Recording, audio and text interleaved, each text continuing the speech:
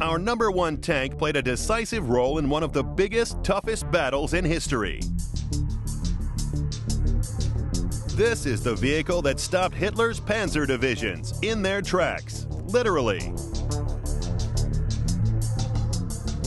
Just when all seemed lost, when the Nazi army seemed unstoppable, this tank emerged and changed the course of World War II.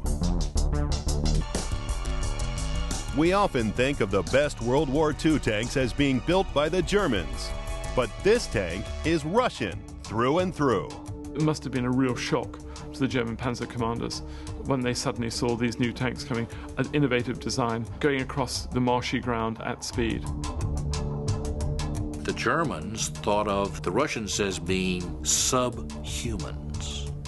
And here these subhumans come up with a tank that is far superior to anything they have.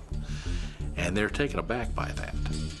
How can these, the scum of the earth, come up with something this good? This tank represented a major technological leap forwards. Coming in as our number one all-time top tank, the Russian T-34.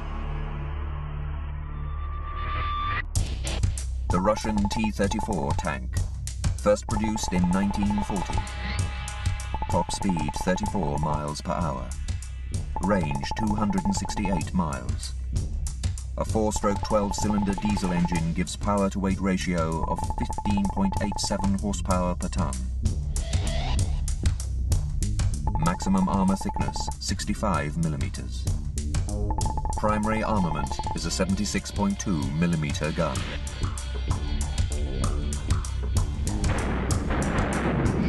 If you take a look at what the Germans thought about it when they first captured T-34s, they always commented on how crudely it was made and roughly cut out and all these.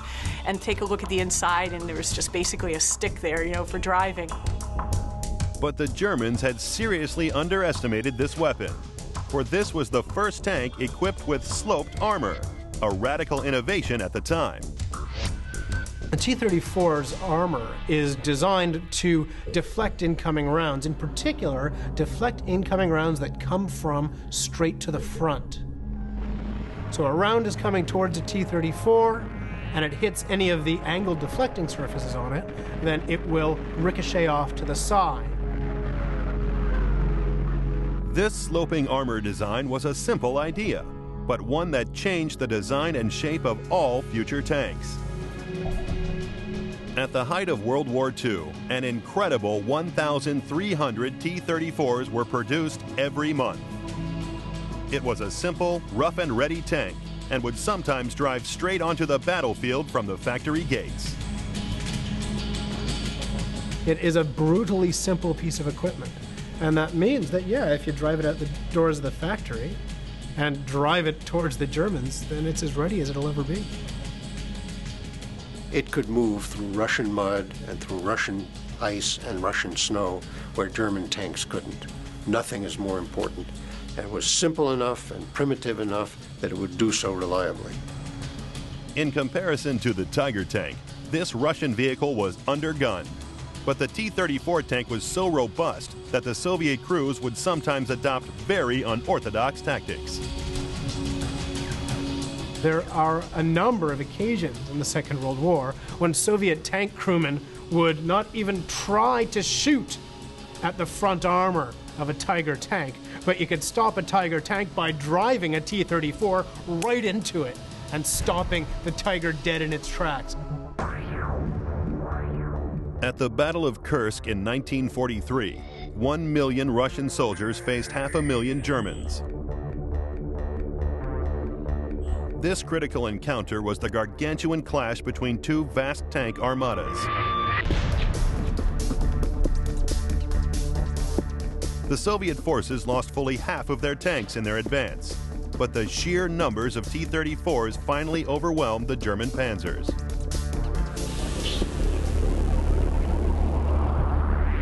I think it's safe to say that the T-34 was a major factor in the Red Army's defeat of the Germans in World War II.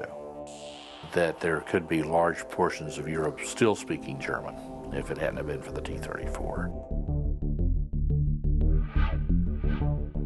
The T-34 scores near to full points for firepower, for mobility, and for protection.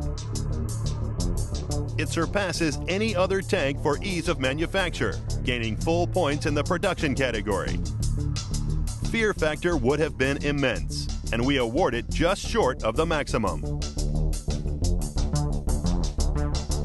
T-34, #1 tank of all time.